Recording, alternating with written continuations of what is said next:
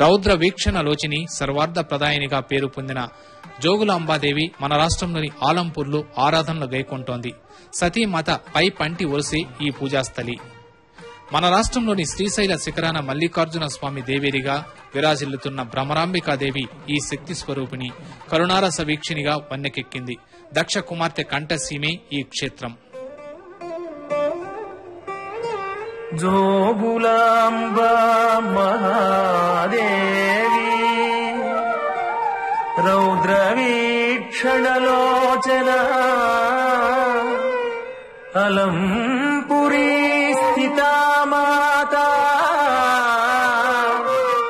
సర్వార్థ ఫల సిద్ధిదా